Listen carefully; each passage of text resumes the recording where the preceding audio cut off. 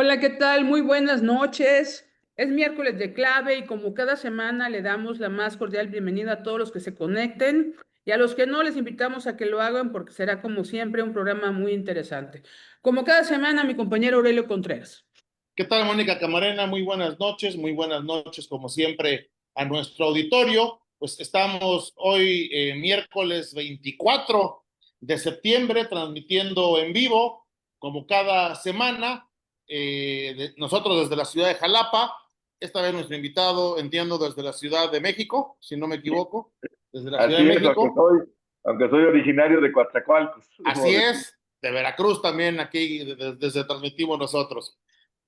Con mucho gusto, como siempre, y además, pues abordando un tema que no solamente es de la coyuntura, sino que es un tema fundamental, la situación del sector energético en México, la crisis del huachicol, la crisis por la que atraviesa Pemex y todo lo que esto pues impacta en las finanzas, en la marcha del país. Y hoy pues contamos con un verdadero experto, con una autoridad en el tema, como le decíamos hace un momento que entrábamos y nos conectábamos, el doctor Fluvio Ruiz Alarcón, a quien le damos la más cordial de las bienvenidas y nuestro agradecimiento por aceptar charlar con nosotros en la clave esta noche. Al contrario, muchísimas gracias a Mónica, Aurelio. Es un gusto estar aquí con ustedes y una gran oportunidad, pues, dirigirme a todos mis paisanos veracruzanos de aquí desde la Ciudad de México. Claro que sí. Muchas gracias. Si me permiten, yo quisiera hablar un poco más del doctor Fluvio César Ruiz Alarcón, profesor asociado del CIDE. Me parece importante destacar su gran trayectoria. Bueno, pues él, como ya sabemos, es originario de Coatzacoalcos, Veracruz, nuestro paisano, donde ahí realizó sus estudios básicos, cursó la licenciatura en física en la Facultad de Ciencias de la UNAM y la maestría en Ingeniería de Exploración Petrolera en la Facultad de Ingeniería de la misma universidad. Realizó estudios de maestría y doctorado en Economía de la Energía, respectivamente, en la Nueva Sorbona en Francia. Ha sido ayudante de investigación en la División de Estudios de Posgrado de la Facultad de Ingeniería de la UNAM, profesor en la Universidad Panamericana del Instituto Tecnológico de Estudios Superiores de Monterrey, Campus Monterrey y Santa Fe. Ha publicado diversos artículos sobre temas científicos, políticos, energéticos y económicos en periódicos y revistas en México, Estados Unidos, Francia, Italia, Gran Bretaña y Noruega. Una gran trayectoria. Este es un pequeño extracto de una gran carrera. Muchas gracias, doctor, y bienvenido a La Clave. Muchísimas gracias por tan generosa presentación, Mónica. Muchísimas gracias. Muchísimas gracias, doctor. Y pues bueno, empezamos a hablar pues del tema, por así decirle, de la coyuntura, de la agenda, hasta de moda, que es el del huachicol fiscal, este tremendo fraude a las finanzas del país, que algunas estimaciones, usted me corregirá si me equivoco, calculan pérdidas aproximadas por este delito por 177,000 millones de pesos anuales. Es una cifra que ni siquiera nos podemos imaginar lo que representa. Los más grandes fraudes de los que hemos hablado en los últimos años, la estafa maestra, las empresas fantasma de Duarte, no se le acercan a esto. ¿De qué estamos hablando, doctor? ¿Cuál es la magnitud real pues de este problema, de este desfalco a México? Sí, bueno, es una cifra que, como bien dices, uno la recita prácticamente, pero estoy seguro que ninguno de los tres, en el mejor de nuestros días, podemos imaginarnos lo que significa, ¿no? Yo simplemente decir eso es prácticamente el 45% del costo de la refinería de Dos Bocas, por ejemplo, ¿no? O sea, con 2 años y cachito de evasión, ¿no? De 2 años, un trimestre tal vez, podríamos haber satisfecho o cubierto la inversión. Déjenme platicar un poco el origen.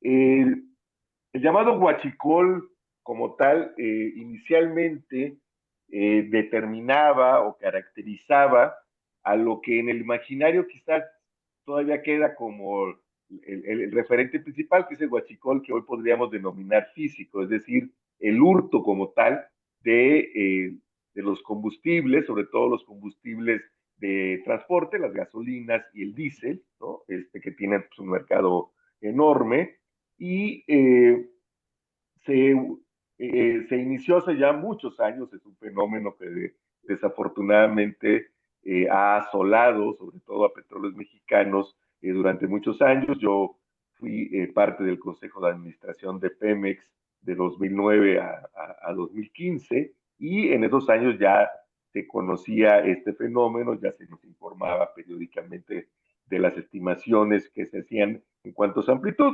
Este fenómeno es el que decía que está en el imaginario seguramente de quienes nos ven, y es pues el hurto, ya sea picando, para decirlo coloquialmente, ¿no?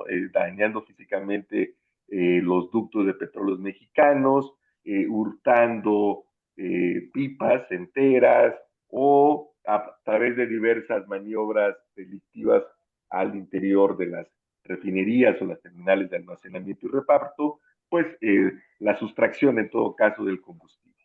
Este fenómeno llegó a ser muy relevante, se disparó durante el sexenio de Enrique Peña Nieto. Las estimaciones que se hacían en Pemex hablaban de un fenómeno que implicaba alrededor llegó a ser hasta de 80,000, imaginemos, 80,000 barriles diarios, lo cual es aproximadamente el 10% del consumo nacional, ¿no? Entonces, que se hacía por esta vía, se hurtaban los combustibles y se distribuían a través de cada vez más complejas redes delictivas, finalmente iban a parar a ciertas gasolineras. Ese fenómeno se atacó al inicio de la administración del presidente López Obrador, incluso de una manera un poco abrupta, o no olvidemos que hubo hasta problemas de desabasto en diciembre de 2018, ¿no? Por digamos, la estrategia de choque frontal que quizás no planeó rápidamente las consecuencias, pero en fin, se estableció un conjunto de medidas que redujeron este fenómeno en un orden de magnitud. Nunca se llegó a exterminar por completo, a erradicar por completo, pero las estimaciones en algún momento, en el año 2019, fueron de que más o menos Pemex perdía alrededor ya de 5,000 barriles. Hoy esta parte, la parte del hurto, se estima en menos de 10,000 barriles diarios. Sin embargo, apareció de manera paralela lo que hoy bien llamas, o se conoce ya como el huachicol fiscal. ¿En qué consiste? Este es un fenómeno distinto, este es más parecido a lo que antes llamábamos contrabando, ¿no? Que eh, se inicia con la introducción ilegal de combustible de importación. Como sabemos, a pesar de los esfuerzos, en fin, todavía las 6 refinerías que constituyen nuestro Sistema Nacional de Refinación todavía no operan de manera óptima, aunque han ido incrementando su capacidad. En 2018 se utilizaba el 28% de la capacidad instalada, hoy se utiliza en torno al 60%, y más o menos Petróleos Mexicanos puede surtir con la producción interna ese porcentaje de 60-70% de la demanda de combustibles del país. Pero hay un gran espacio, es un mercado de alrededor de 800,000 barriles diarios, ¿no? Esto hay que multiplicarlo por 159 y nos da el número de litros, pues son decenas de millones de litros diarios. Entonces, hay un amplio espacio para la importación, y lo que se inició como fue introducir de manera ilegal, declarando que lo que se introducía era cualquier otro tipo de producto, pero no combustibles, porque con eso se evita el pago del impuesto especial a productos y servicios, ¿no? Son un poco más de 7 pesos por litro, ¿no? Entonces, o de plano no se declaran impuestos o se paga un impuesto mucho menor. Y con eso, esta gasolina importada pues tiene un precio de venta posible pues muy inferior, simplemente en un mercado donde los diferenciales son de centavos. Imaginemos que se declara algún otro tipo de producto que puede estar sujeto a alguna tasa de IEPS, pero que no será la que le correspondería, y vamos a suponer 5 pesos de diferencial entre lo que se declara y lo que se tendría que pagar. Entonces, este es un fenómeno y al cual hay que agregar en el que de plano no se declara la introducción, ¿no? Se mete de manera totalmente clandestina, ¿no? Que es lo que tiene que ver con pipas que, por ejemplo, con un mismo permiso de importación se declara solo una, pero en realidad entran otras, entran muchas más, ¿no? También tiene que ver con los buques, en fin. Entonces, eso es lo que da esa cifra alucinante que dabas al inicio, porque simplemente multiplicar el número de litros que o de plano no pagan 10 o pagan 1 o 2 pesos frente a los que se debería pagar, y pues tenemos esa cantidad. Esa parte daña directamente a las finanzas del Estado, porque son impuestos que no recauda el gobierno federal. Pero por otro lado, el volumen, los combustibles como tal, los productos refinados como tal, que se introducen, porque aprovechando este diferencial artificial de pesos derivado de no haber declarado lo que en realidad se estaba importando, pues también se distribuye en el mercado interno, y esto afecta pues a Petróleos Mexicanos, por supuesto, que es el principal distribuidor, quien aporta la mayor cantidad de combustible que se consume en el país, pero también afecta a quienes importan legalmente, que los hay que decir. Hay empresas que importan con toda legalidad, tienen sus permisos, pagan los impuestos correspondientes y demás. Entonces, tanto estas empresas como Petróleos Mexicanos, pues sufren la competencia desleal de las redes que en algunos casos se aprovechan del diferencial posible de precios, ¿no? Porque digamos ellos lo que se ahorran en impuestos es mucho mayor que lo que pagan en sobornos, para decirlo con toda claridad, ¿no? Para no andar diciendo eufemismos, ¿no? Pues sí, obviamente eso es posible, esa introducción, porque hay toda una red de corrupción muy compleja, tanto del lado mexicano como ahora sabemos también que del lado estadounidense, porque del lado estadounidense, si bien se declara, y eso es una forma de hacer la estimación de estos 177,000, casi 180,000 millones de pesos al año, es en buena medida estimando el diferencial de lo que en Estados Unidos sí se declara como exportación y lo que se declara oficialmente como el volumen importado en nuestro país, ¿no? Esa estimación en mucho viene de esa diferencia. Pero, aunque en Estados Unidos se declare correctamente o haya mayor control sobre lo que se exporta de allá hacia México, lo cierto que es que nos enteramos ya desde hace algunos meses, es que también ya se iniciaba o se inició un fenómeno de hurto o de exportación ilegal de petróleo crudo mexicano, que era lo que ahora sabemos se refinaba allá en Utah, cuando menos, ¿no?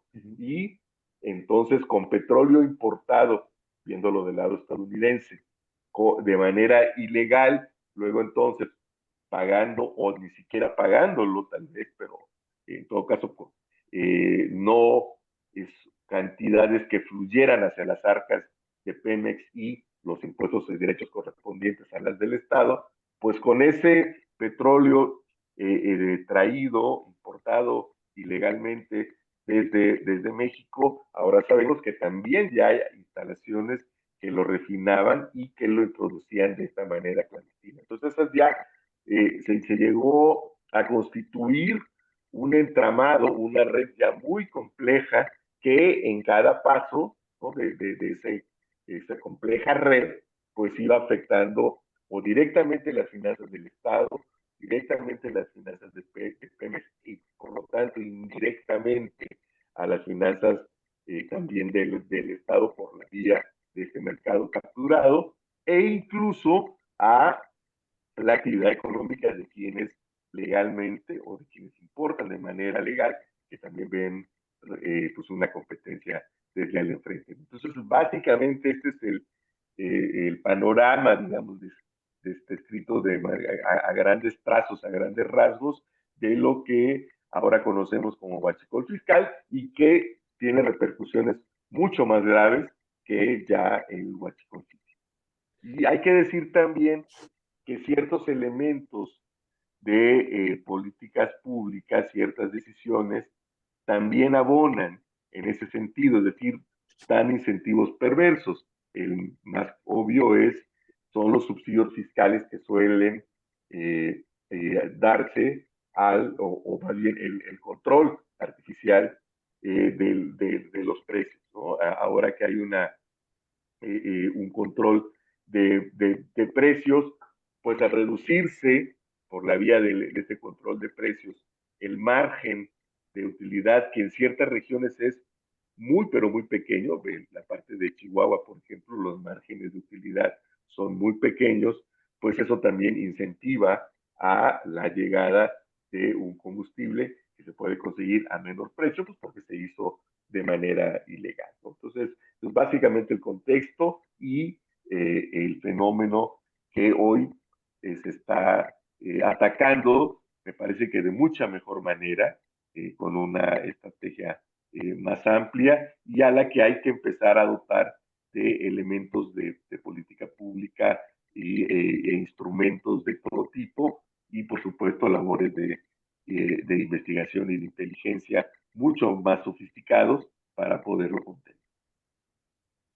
Sí, doctor, yo quisiera hablar de pues una paradoja de los últimos años que hemos vivido en México, porque a la par de que pues había una ordeña masiva y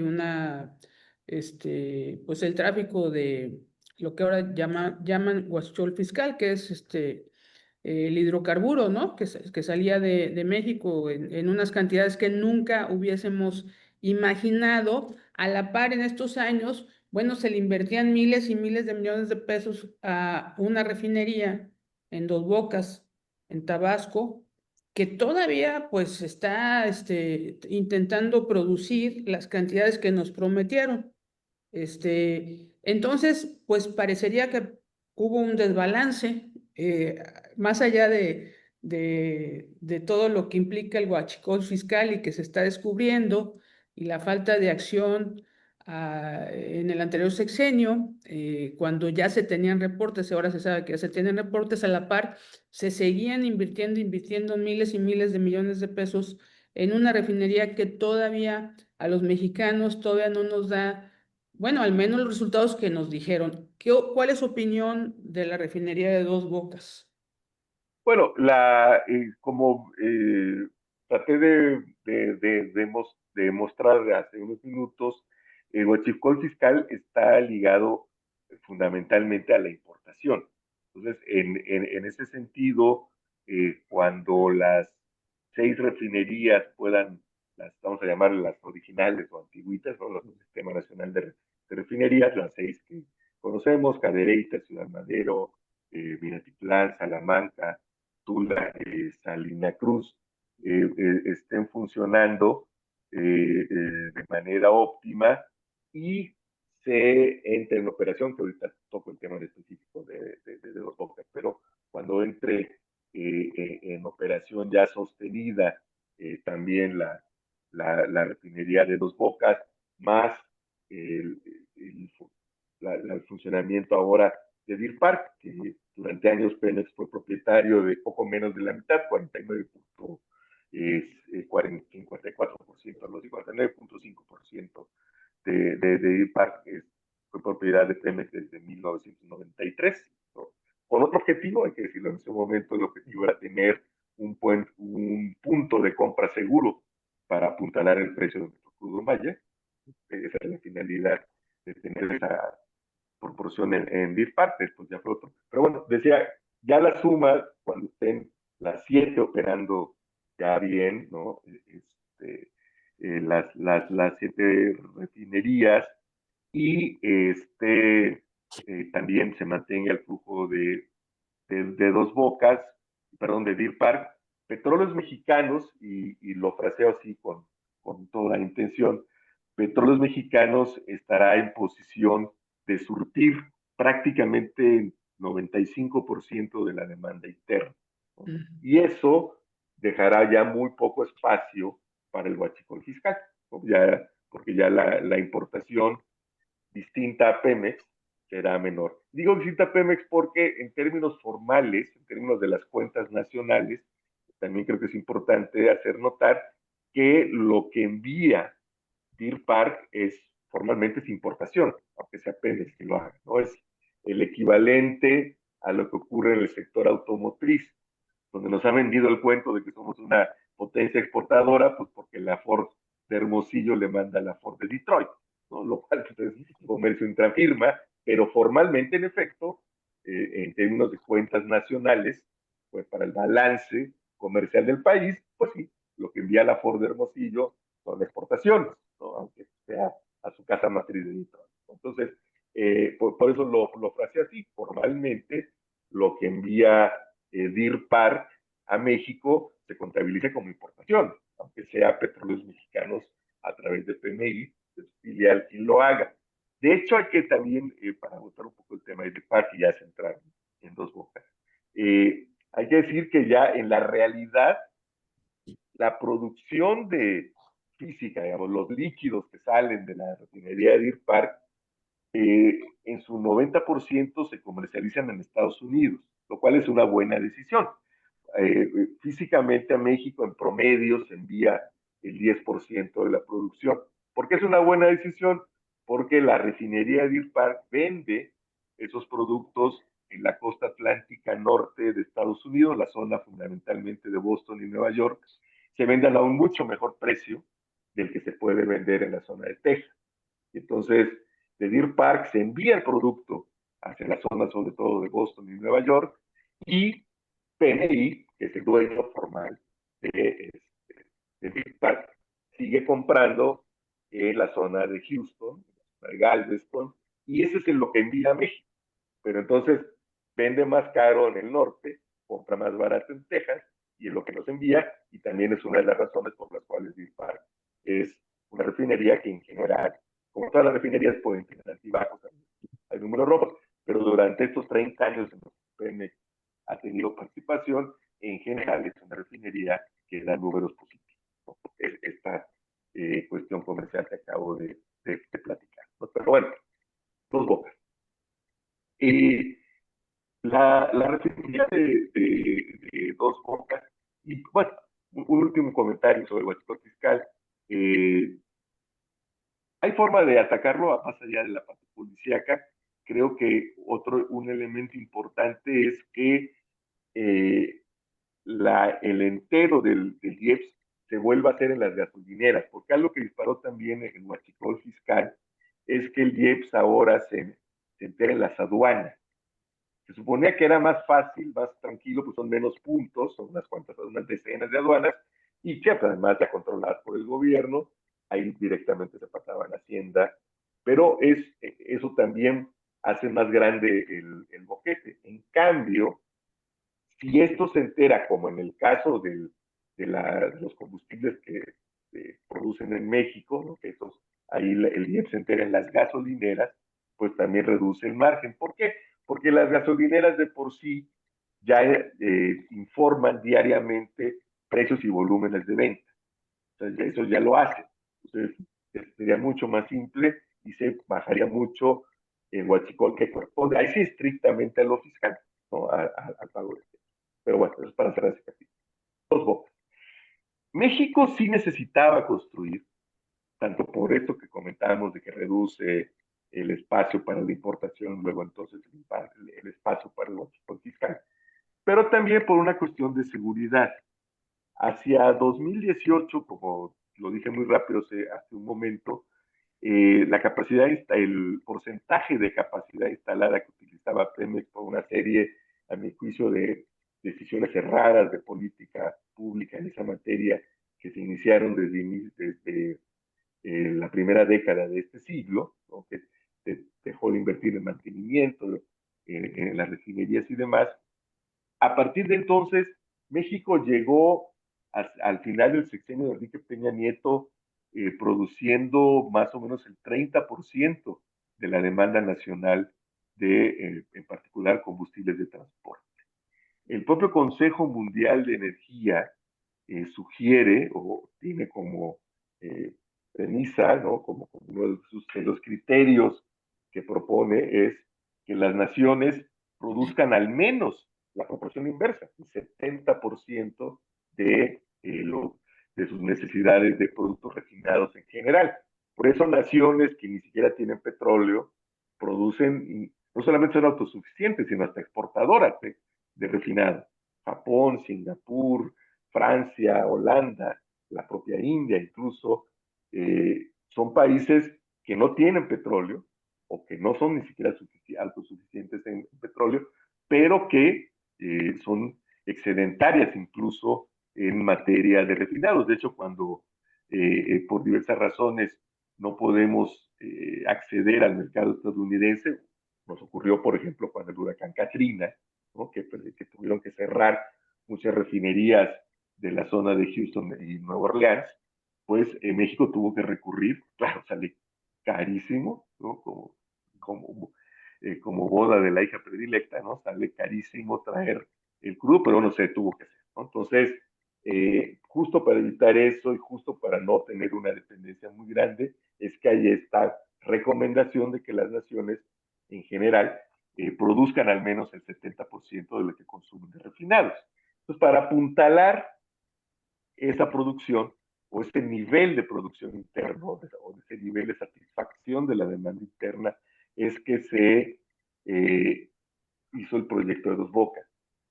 ¿Cuál para mí fue el origen de los problemas que persisten en la refinería situada en Tabasco? El primero es que se puso por delante el efectismo político y se puso por delante el discurso sobre la necesidad en sí.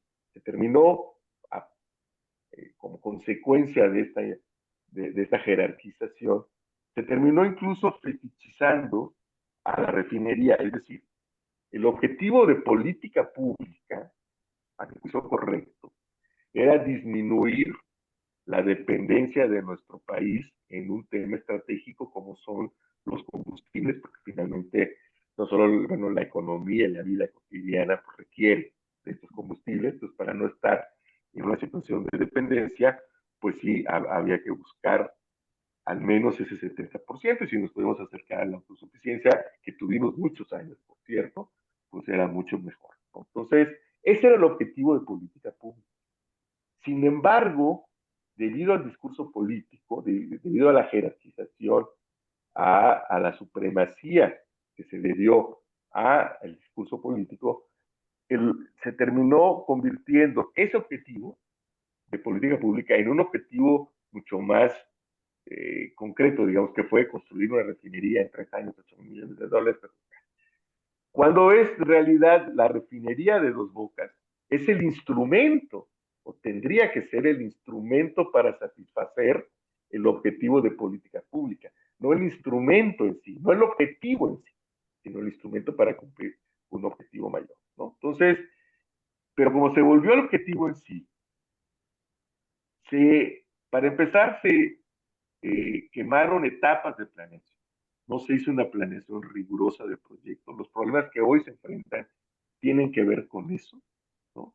Es increíble que se haya iniciado el proyecto sin haber planificado la infraestructura de salida de los productos. Eso sigue sin resolver. O sea, parte de las razones por las cuales no puede funcionar de manera sostenida la refinería de Dos Bocas es porque no está resuelta la forma óptima de desalojar lo que se produce, no solamente las gasolinas, sino el coque y otros subproductos. Recordemos, una refinería, no solo, porque en el imaginario parece que refinería es igual a gasolina, no. Una refinería produce una gran cantidad de productos, muchos de los cuales seguirán utilizando durante décadas. Para empezar, el gas LP, por ejemplo, en México, más allá si decir bueno, malo, regular, La realidad es que en México el 80% del consumo doméstico de gas es gas LP. O sea, es el combustible de la vida cotidiana, ¿no? Es algo, ciudades como Monterrey, donde hay una gran penetración del gas natural, pues en nuestro estado es gas LP, digo, lo sabemos todos, ¿no? Cilindros y toda esta cuestión, además con tanto riesgo para la población, ¿no? Pero bueno, entonces se produce gas LP, se producen asfaltenos, por ejemplo, ¿no? Se producen parafinas, se producen precursores de otros productos petroquímicos. No olvidemos que la petroquímica va a ser el último gran nicho del sector hidrocarburos. Todo, la vida cotidiana está llena de petroquímica. Por lo que veo, somos más o menos de la generación que entiende sin necesidad de que le expliquen de dónde viene la frase de que te caiga el 20, ¿no? Claro que aquí los tres vimos los teléfonos públicos con 20 centavos de cobre. Bueno, entonces quizás ustedes también recuerden, y quizás parte de quienes nos están viendo, la que para mí ha sido la mejor campaña de Pemex en su historia, aquella de Pemex en tu casa, donde nos hacían ver todo lo que los productos de la vida cotidiana que se derivan del petróleo, y todos esos, casi todos eran derivados de la petroquímica. Entonces, las refinerías van a seguir siendo necesarias durante mucho tiempo, pero insisto, no hubo una planeación adecuada de esta en particular, ni siquiera de su ubicación, ¿no? Creo que el proceso adecuado hubiera sido empezar por darle el mantenimiento que se hizo, el esfuerzo presupuestal que se hizo para que hoy por hoy, por ejemplo, ya la capacidad instalada de las 6 refinerías históricas, digamos, sea el uso de su capacidad instalada ya supere el 60%. Ahí la producción de refinados volvió a superar el 1.000.000 de barriles diarios, ¿no? Ahí sí se nota el efecto de las inversiones, pero mi abuelita decía despacio porque voy deprisa. Y eso aplica muy bien en el sector energético, ¿no? Se quemaron etapas, se decidió, porque sí, la ubicación, no se planeó esto, no olvidemos, no se planeó tampoco, sino hasta después iniciaron los trabajos de la planta de cogeneración, del gasoducto, ¿no? No hay ramal de tren, en fin, se quisieron quemar etapas, se trató de forzar a este criterio basado en quién sabe qué, de 3 años, 8.000 millones de dólares. Cuando se hizo la licitación, pues ninguna empresa seria iba a aceptar un reto así, ¿no? Hubo alguna, no hay, quizás vale la pena recordar, alguna que aceptaba 12.000 millones de dólares. Digo, eso hubiera sido genial que se hubiera tomado, pero bueno, no se hizo. Se apostó a tener, por ejemplo, todas las refinerías tienen, antes de, el petróleo crudo no entra en directo, o sea, no es conectar la refinería a no sé qué ducto que directamente trae de no sé dónde el crudo, ¿no? Hay espacios para mezclar, para que ahí se pueda hacer la mezcla adecuada, conforme al diseño de las refinerías.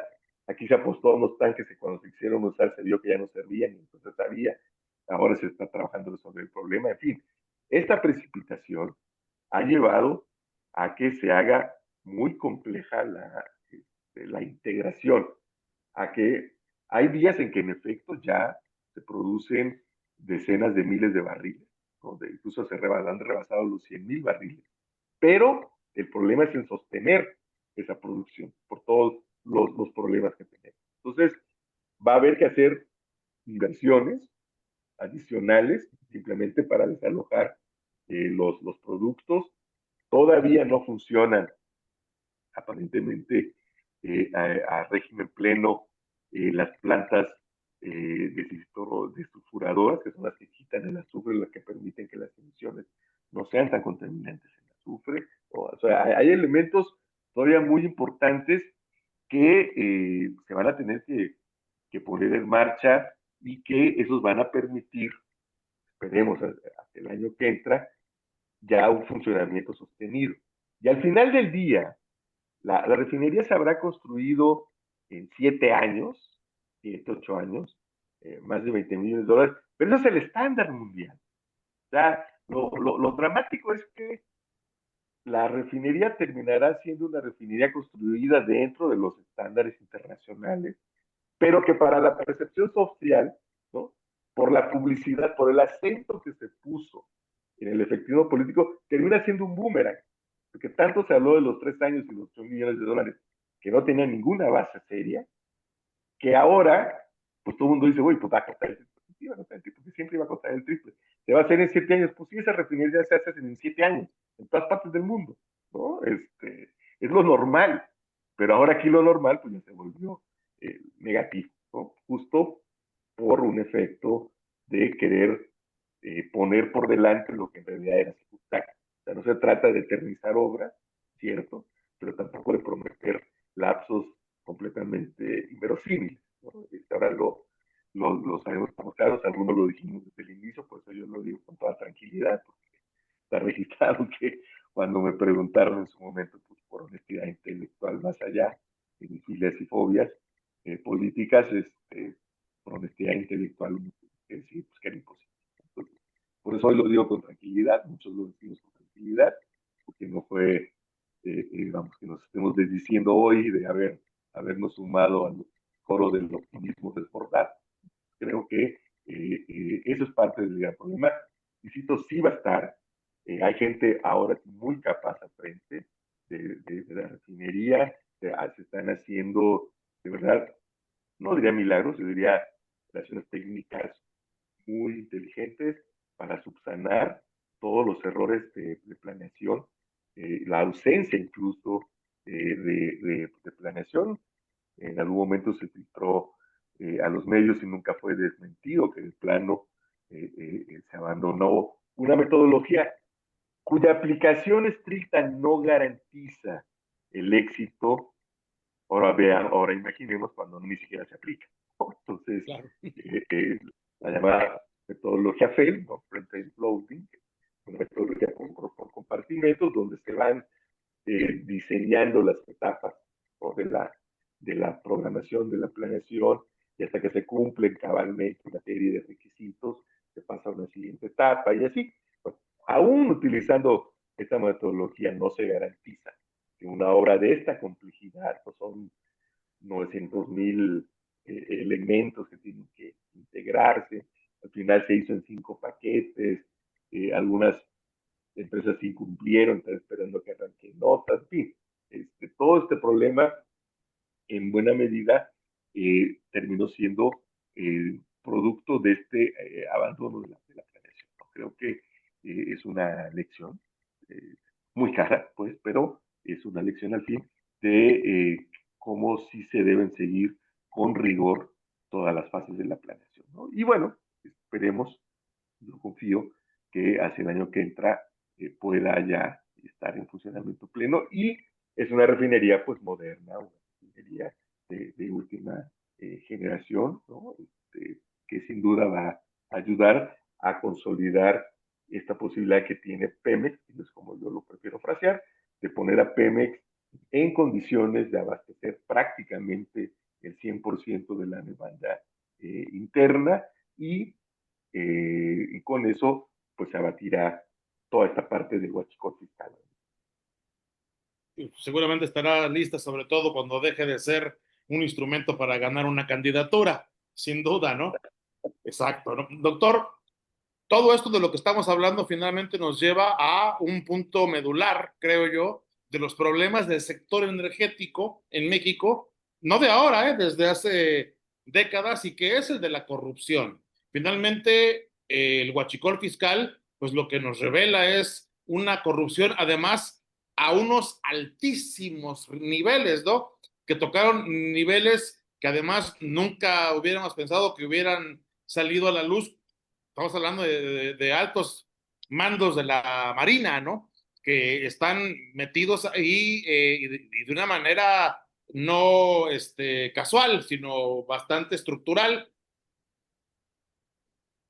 Otro hecho de corrupción que no sé si esté directamente ligado con ello, pero que pues tiene que ver con un poco de lo mismo, esta mini refinería que encontraron ahí cerquita de Coatzacoalcos precisamente, ¿no? Y que llevaba no sé cuántos años operando y nadie se había dado cuenta, junto con el hecho innegable de que Pemex sigue siendo hoy en día una caja chica a la cual se le extraen recursos de manera indiscriminada y que la tienen en este momento, pues nuevamente en números rojos, en una deuda gigantesca y que finalmente tiene que ser cubierta por el Estado y por ende, pues por quienes le damos dinero al Estado, que somos los contribuyentes.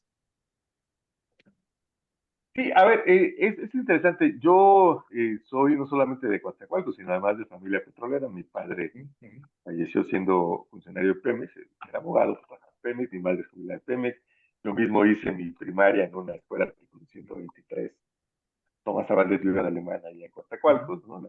Eran las escuelas, ya hoy las tiene la Secretaría de Educación Pública, pero durante décadas eran las escuelas para los hijos de trabajadores petroleros, como fue mi caso, ¿no?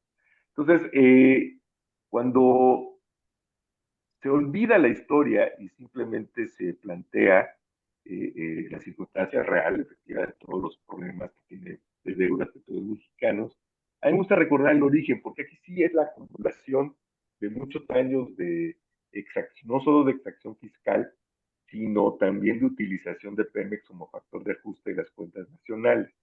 Lo que hoy ocurre, vamos a empezar por ahí, lo que hoy ocurre de esta necesidad que tiene el gobierno de hacerle aportes de capital a petróleos mexicanos, es lo inverso para paliar un poco el problema de la deuda, es lo inverso de lo que durante décadas sucedía, que petróleos mexicanos era quien se endeudaba para que la deuda del gobierno como tal no se viera tan grande.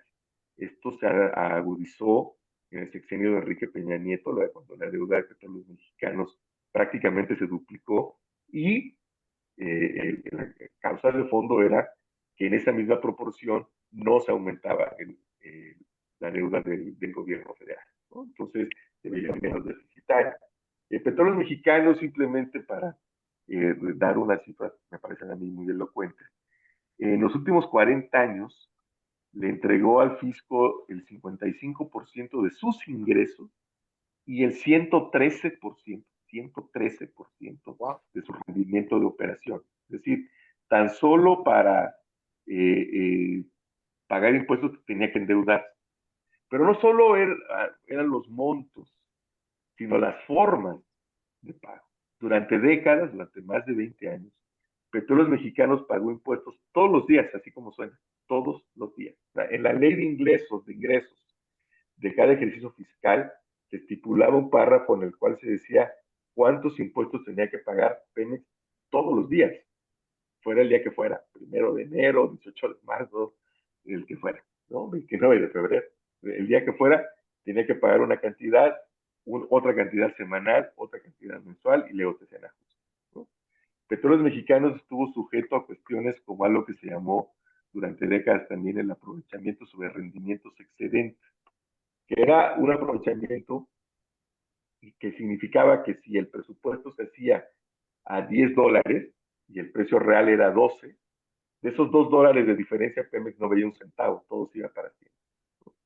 Se llegó al extremo de crear algo que se llamó el derecho adicional sobre hidrocarburos, que era un derecho que pagaba Pemex si el presupuesto, aquí era sobre volumen, si el presupuesto, digamos, se hacía en aquellos años con 3 millones de barriles diarios y Pemex producía 2.800.000, de esos 200.000 de diferencia, Pemex tenía que pagar un derecho adicional.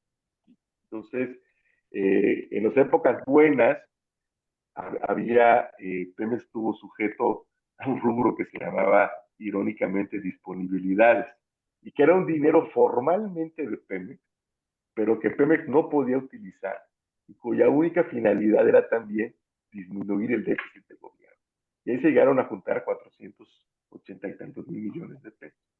Y para tener una idea de números, tan solo en 2 años, 2011 y 2012, Pemex le entregó al fisco una cantidad, 1.8 billones de pesos, que es el equivalente a su deuda financiera total, solo en 2 años, ¿no? Entonces, cuando vemos eso, pues uno dice, bueno, pues digamos que sobrevive todos los mexicanos con esa carga fiscal. Sí, hoy el Estado tiene que aportar, sí, de los impuestos que pagamos todos, pero la utilización de petróleos mexicanos como la principal fuente de ingresos fiscales, sobre todo a partir de la crisis de 1981-82, pues evitó que los impuestos se aumentaran, lo cual es una mala idea, ¿no? Porque no era sostenible y ya lo estamos viendo, ¿no? Entonces, eso es en buena medida el origen. A eso hay que sumarle una mala gestión que llevó a incrementar lo que a mi juicio hoy es el punto más delicado de la situación financiera de Pemex, que es la deuda con proveedores. Porque esta deuda ya asciende, llegó a superar el $500 millones, hoy anda por los 400,000 millones de pesos. Pero es una deuda con quienes proveen a Pemex de bienes y servicios que en muy buena medida son indispensables para la producción misma, para la operación misma del petróleo mexicano, ¿no? Por ejemplo, hay empresas que surten los químicos necesarios para que el crudo tenga la calidad necesaria o la calidad adecuada para ser refinado. Se les debe a empresas enormes de servicios, muchas de ellas se han aguantado porque son empresas transnacionales muy fuertes, ¿no? Las cuatro grandes, como se les conoce, para petroleras, Schlumberger, Halliburton, Baker Hughes, Weatherford, son las que operan en muchos de los pozos, extraen realmente el crudo, ¿no? Bajo la dirección de Pemex, pero son estas empresas.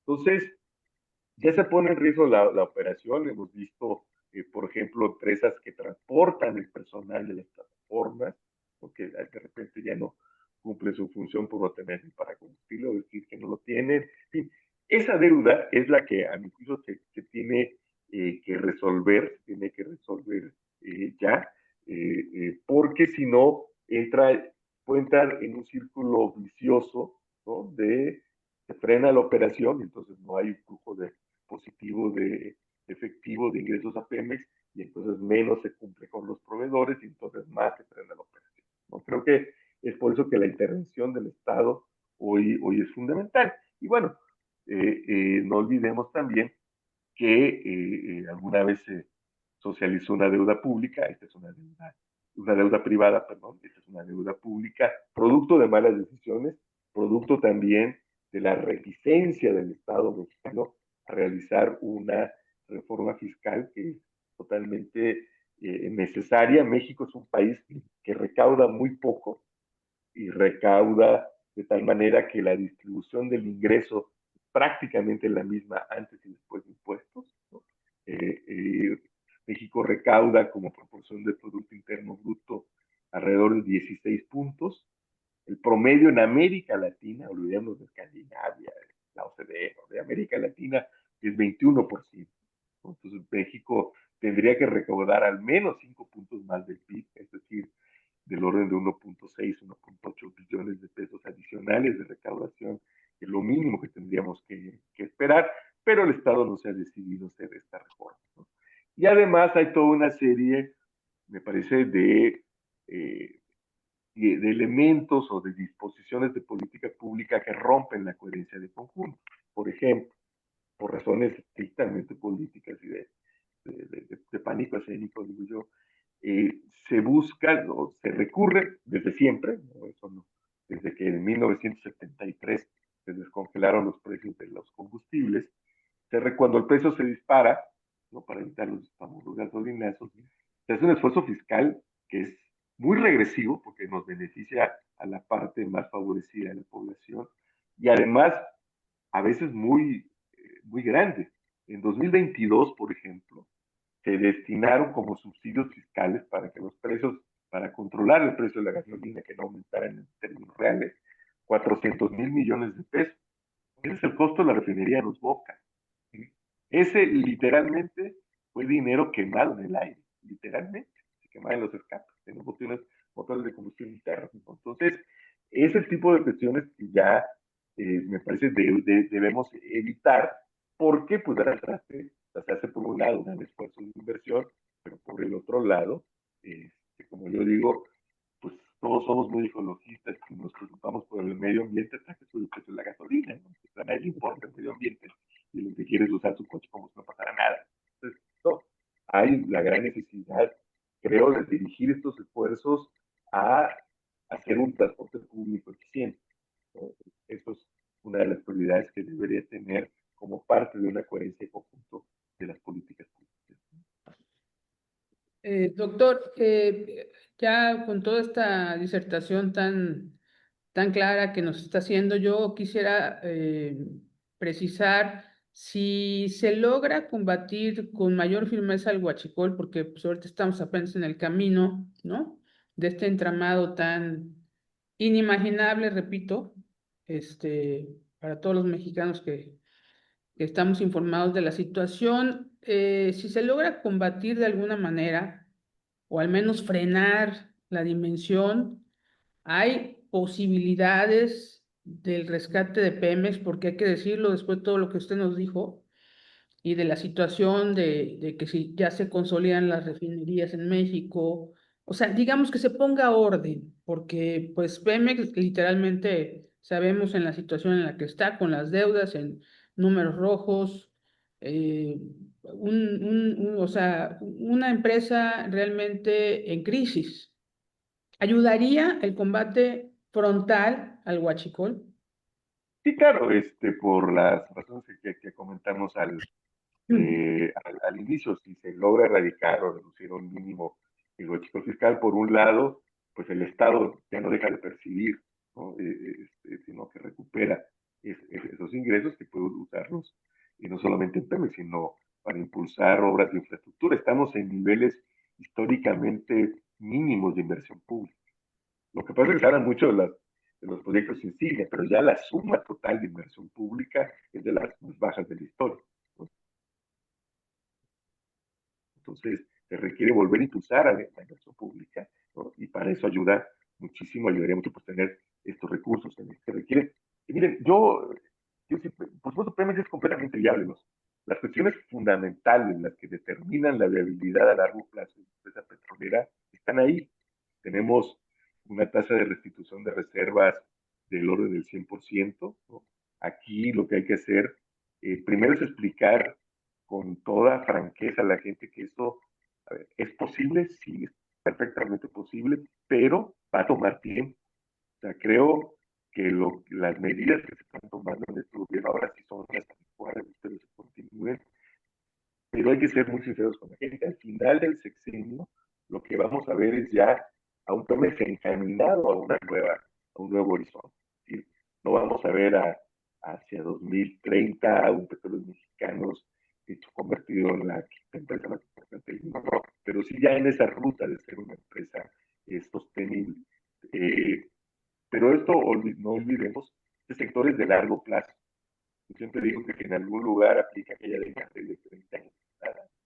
Es en el sector de los hidrocarburos. Entonces, tenemos primero que recuperar esta visión de largo plazo. O yo le digo adquirir, ¿no? Porque no solo en el sector petrolero, en general en México seguimos sujetos a lo que el entrañable Monsiváis, Carlos Monsiváis llamaba la Fundación Sexenal de la Nación. Entonces, tenemos que dejar esto de lado y decidirnos a las cuestiones de largo plazo que no son tan políticamente rentables, ¿no?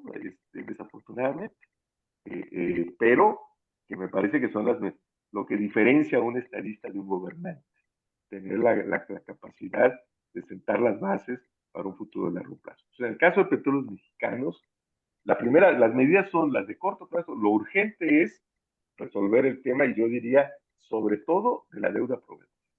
La deuda financiera, más que bien, es manejable, se han hecho esfuerzos, es algo, ahí lo que hay que solucionar son los vencimientos del año próximo, porque en esta estrategia táctica de patear el bote, pues ya hay que hacer una buena renegociación, de financiamientos y demás. Resolvamos eso, yo diría, si es necesario, con deuda, resolverla, lo de proveedores, hagamos. Tenemos la ventaja de que nuestra proporción de deuda sobre el Producto Interno Bruto sigue en los estándares muy razonables. Nosotros tenemos una proporción de 52, 53%. Los países europeos están arriba arriba de 100, Japón arriba, anda arriba de 200. Entonces, que eso sería inmanejable para nosotros. O sea, no se trata de volver a sobreendeudar, pero también pero sí se trata de dejar de satanizar la deuda como tal. Unos aquí no se han endeudado por necesidad o para invertir o como inversión. Es muy distinto endeudarse para hacer la fiesta del siglo que para montar un negocito para estar tranquilo en la vejez. Forma cosas muy distintas. Igual con los países. Yo creo que vale la pena en este caso para solucionar de una vez y sentar las bases con una serie, primero de cambios en la forma de evaluar a Pemex. Algo que ha dañado mucho a Pemex, que fue consecuencia, en mi punto de vista, de la crisis de 81-82 y de la incapacidad del gobierno de hacer esta reforma fiscal que hemos pospuesto como un país más de medio siglo, ¿no? Es que se fue sobreexplotando y a Pemex se le exige producir y producir, no importa qué costo, sino el objetivo es la producción. No, tiene que ser ya, los objetivos tienen que ser los resultados. Y hay niveles de producción que ya no le convienen a Pemex, ya hay yacimientos como en todas las industrias que de pronto ya no se producen porque ya son demasiado caros, ya los yacimientos baratos ya no los hacen. Entonces hay que cambiar la forma de ver a Pemex, ya no como una cosa estrictamente volumétrica, sino también desde una perspectiva de resultados. Hubo esfuerzos en la administración anterior por recuperar parte del mercado de combustibles que se había perdido con la apertura del sexenio de Peña Nieto, pero se hizo a todo costo. Ahí están los números de lo que fue la subsidiada de transformación industrial, que es de grandes pérdidas, porque hay lugares donde a Pemex no le conviene llevarlos.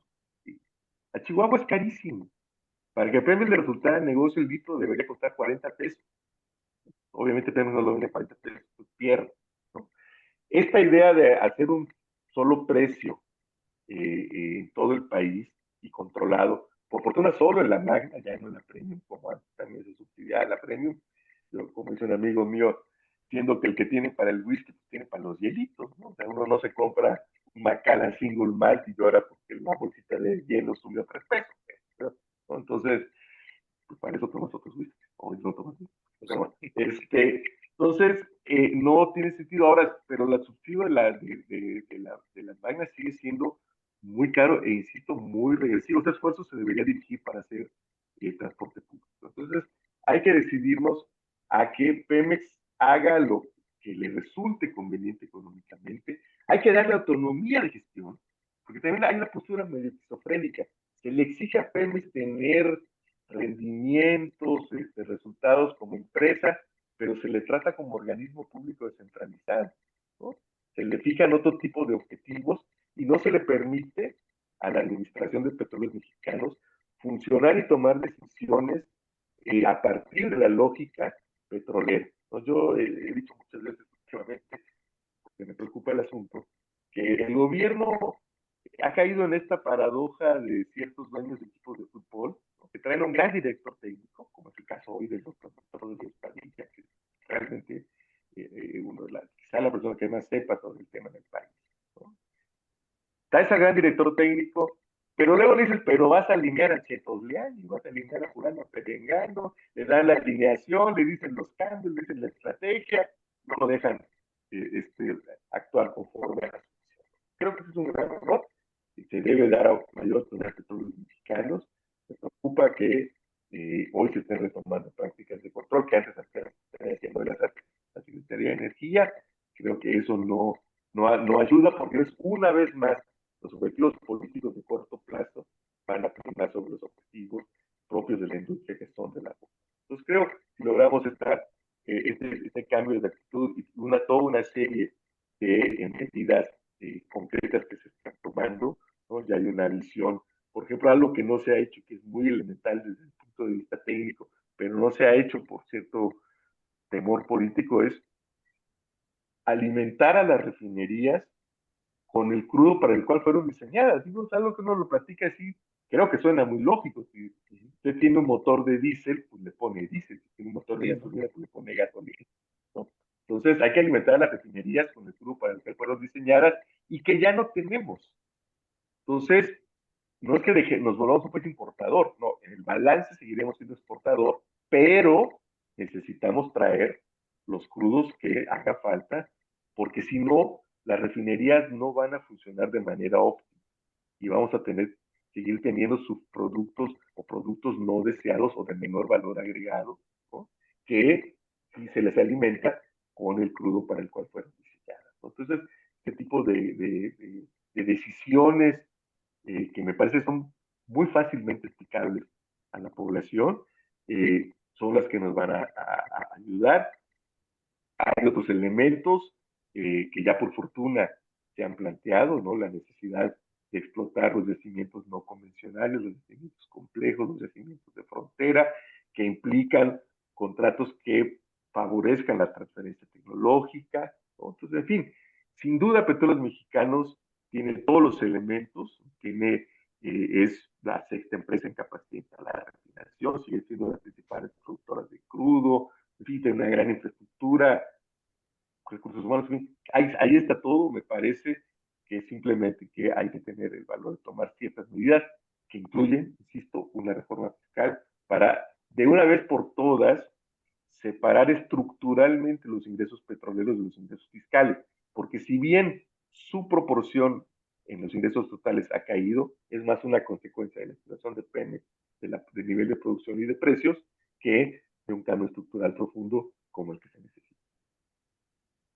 Doctor, muchísimas gracias por habernos ilustrado de una manera muy docta sobre un tema que no es tan sencillo, que tiene su chiste definitivamente y que usted nos lo ha planteado de una manera bastante comprensible para todos los que pues, no somos letrados en el tema y que nos deja muy claro pues que hay grandes retos por venir y que pasan por varias instancias que, pues ojalá efectivamente antepongan el interés público al interés político. Sin duda, una gran charla esta noche. Muchísimas gracias, Aurelio, Mónica. También yo me pasé muy bien, les agradezco la gentileza y pues espero sigamos conversando cuando sea necesario. Claro que sí, muchas Claro que gracias. sí, muchísimas gracias y muchísimas gracias a nuestro auditorio. Esto fue La Clave. Hasta la próxima.